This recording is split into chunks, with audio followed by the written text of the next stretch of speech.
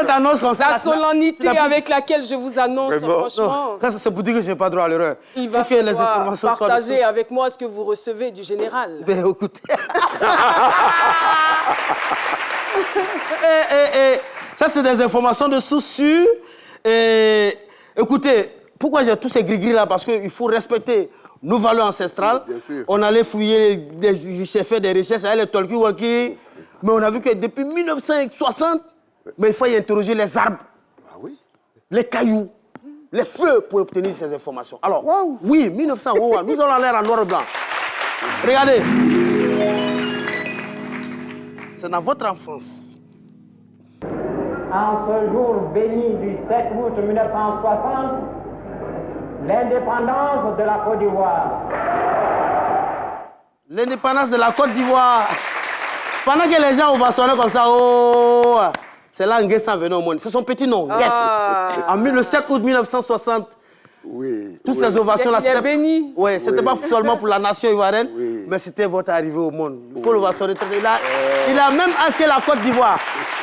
Tout le monde n'est pas le jour de l'indépendance. Non, non, non. La plupart, c'est le 1er janvier. Enquêteur, il est né le 7 août 1960. Wow, et au moment où Oufou a fini la proclamation, on faisait wow là-bas aussi. À la maternité.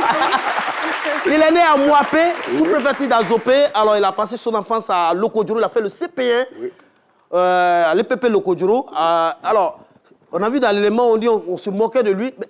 C'est lui qui était un gros moqueur d'abord. C'était le match retour. Là, il ne vous a pas dit. Il se moquait tellement. Regardez comment il va te renvoyer au primaire. Quand le maître donne devoir, le maître dort.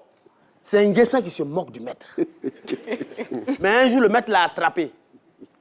Dehors, renvoi. Vrai ou faux? Et Nguessan se retrouve à Bonois. Il se retrouve à Bonois parce qu'il est renvoyé à l'Okodjoro. Non, c'est son passé, hein, c'est quand même, voilà, c'est un exemple. Ouais. Il se retrouve à Bonois où il va étudier, il va aller pour le collège. Très turbulent, très turbulent, mais très intelligent. Il était très intelligent. Alors, à l'époque, à Bonois, il y avait les Ghanéens mécaniciens. Ah oui? Oui, à l'époque, non, c'est la grosse enquête. Vous taisez, je raconte. Attends. Je vous en prie.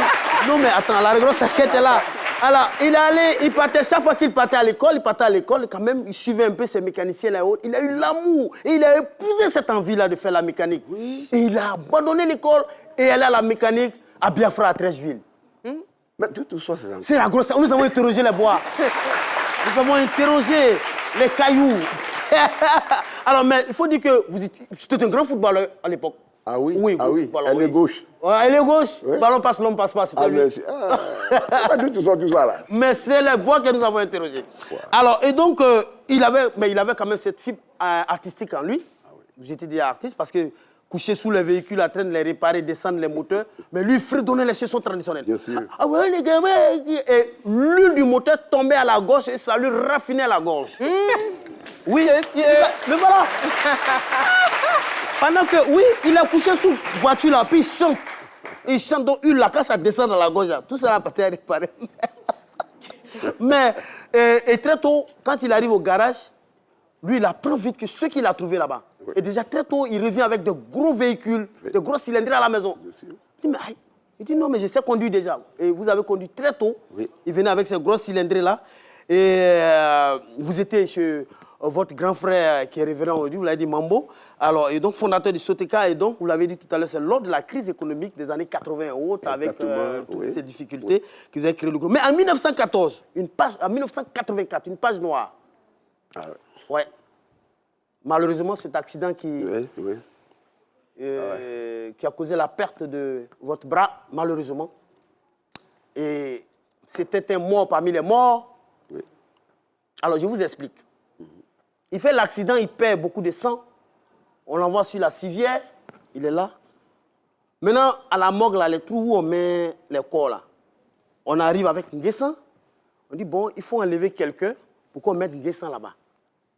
Et tout ça, c'était des morts.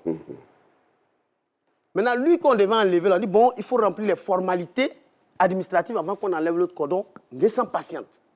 Et il y a un docteur qui arrive à cette époque-là, un docteur européen, qui arrive, qui touche les corps. Il dit, ah, d'accord, en attendant que l'autre sorte. Et puis sa paume tombe sur la poitrine de Nguessan. Il dit, mais attention, Il dit, c'est quoi? Il dit, non, on attend qu'on enlève celui, on va mettre tout à l'heure, là, on va mettre formol rapidement là. Il dit, non, non, non, celui-là, retenez avec lui là au bloc, il y a quelque chose à faire. Et 72 ans après, il revient à la vie. Waouh! Alors... Un véritable miraculé. Ouais. Non, ça, tu es l'enquêteur. Mais nous avons interrogé les cailloux. Et donc, et là... C'est pas les bois, c'est les cailloux. Ouais, ouais. Et donc, voilà, il revient à la vie. Et puis, oh là là. Ils vont continuer la lutte avec le Sotoka jusqu'en 2009, vous l'avez indiqué tout à l'heure, avec cette page noire, avec les coupeurs de route, tout ça là. Mais le groupe va se fragiliser. Un coup. D'autres vont aller en Europe.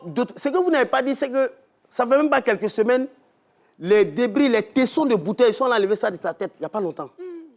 Oui. Ouais, j'ai gardé ça pendant 12 ans. Oula. Récemment, ils sont enlevés ça. Oui. Mais attends, toi-même. Nous avons interrogé les bois. Alors, et donc, c'est quelqu'un qui n'a jamais abandonné. Le Sotoka, vous n'avez jamais abandonné. Vous visiez toujours le même objectif, oui. Mais vous avez changé de stratégie cette fois-ci. C'est très important. Oui. Ça vous dit à la jeune génération, vous pouvez changer de stratégie, mais viser toujours le même objectif. Et déjà, vous avez commencé à recruter, parce que les gens sont partis. Les gens sont partis, des blessés, d'autres sont à Paris en ce moment, parce que ça n'allait pas. Et vous avez commencé à recruter des talents dans les émissions de la RTI, notamment Ozo. Oui. Oui, écoutez, nous avons interrogé les bois. Là, vous allez recruter des éléments dans Ozo, les émissions culturelles de la RTI, pour mettre sur pied encore le nouveau Sotoka que voici aujourd'hui. Aujourd'hui, vous avez fait le tour du monde, l'Inde, la Chine, le Portugal, le Maroc. Vraiment, c'est le Sotoka et vous avez un seul slogan chez vous. La culture fait valoir la culture de la Côte d'Ivoire, la culture ivoirienne. Sotoka fait rien avec l'argent. Vous, c'est comment la culture peut se développer pour propager la culture ivoirienne. Je voudrais en ce thème dire, Madame Da Silva, que voici ainsi libellé les différentes péripéties qui ont miné cette grosse enquête de ce jour. Au plaisir. Il faut bâtonner ce vécu. Merci. Je demande encore plus d'ovations pour Dr Philo. Philo, mes respects. Et moi, en retour, je vais devenir encore doublement des ovations pour le général Fousseni Dambélé, qui nous suit depuis son bureau.